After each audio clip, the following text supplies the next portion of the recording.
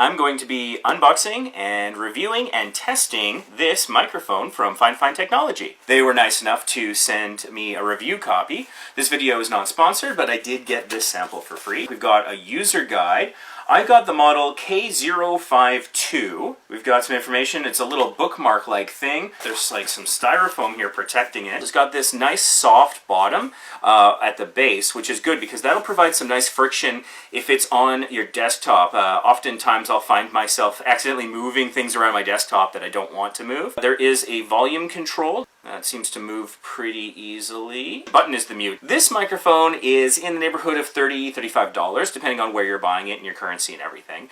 So it's a more cost-effective microphone than a lot of the other ones out there. I've got my Microsoft Surface Pro 7 here, and I'm going to connect and install this Fine microphone and see how this process goes for the installation. Standard USB connection. Now, on my Vacation Impossible channel, we record podcasts on the road. So having a portable microphone that is lightweight and doesn't take up a lot of space could be a great advantage to us. For the Vacation Impossible podcast, we record using Audacity. I opened Audacity here in Windows 10 and it immediately defaulted to the new microphone. Clearly it was set and installed just fine. The Fine shows up as USB PNP audio device. That's what the option looks like. So you actually don't see the words Fine in the system. I'm going to have a test phrase so I can compare the sound quality on the Surface Pro 7's microphone and on the Fine microphone. And that test phrase is going to be subscribe to Vacation Impossible on YouTube. This is what it sounded like on the Pro 7. Subscribe to Vacation Impossible on YouTube. That actually sounded a lot better than I expected. The microphone on the Surface Pro 7 is actually pretty solid. So I'm going to set the volume here to right in the middle. Our test phrase is, subscribe to Vacation Impossible on YouTube. Looking at the waveform that Audacity recorded, it looked like it was recording it very loudly, so it might almost be a little too sensitive there.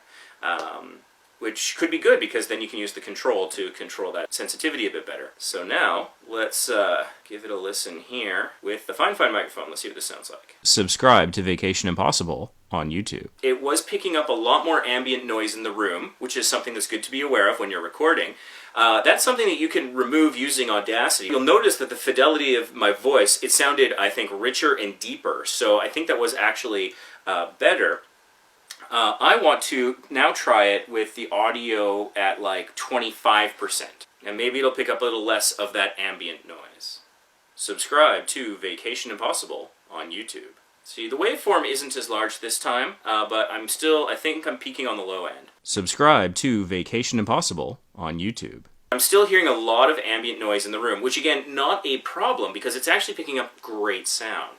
So we're going to do this one more test. I'm going to turn the volume pretty much all the way down. Subscribe to Vacation Impossible on YouTube. See, that time it really compressed the waveform, so I don't think we're going to have nearly as much ambient sound coming from the room. Subscribe to Vacation Impossible on YouTube. The dial here on the microphone that you can see does a really good job of controlling how much audio at what volume it's picking up, which is quite nice. So you could play around with it to see what level you want to have it at depending on the environment you're recording in. When you turn it up to maximum, it really amplifies the ambient noises in the space. There's almost nowhere in the world you can get that will be totally silent.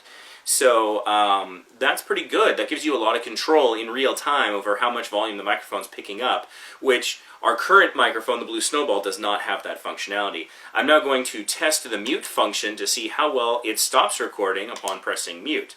And it works perfectly. It cuts the sound off entirely. So that works quite well.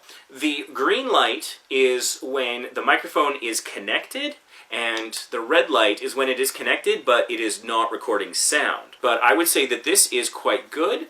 It's fairly sturdy. You're able to position the top of it fairly easily. So this is, oh look at that. So we've got like a articulating gooseneck sort of thing on the bottom and on the top. So you can angle it however you need. That is quite nice. I feel like Bob Barker here.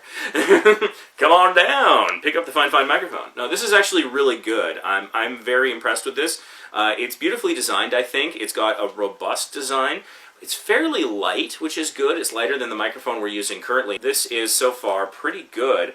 I'm pretty happy with this. And so for those of you who are podcasters or small YouTubers out there, it is, I think, a very good option for you. Like, it comes with a decently long cord, it's lightweight, and it's relatively inexpensive. At $30 to $35, it's cheaper than a snowball, and it gives you much better fidelity, deepness, richness of sound than you would get out of like a standard microphone on your computer, in this case my Microsoft Pro 7.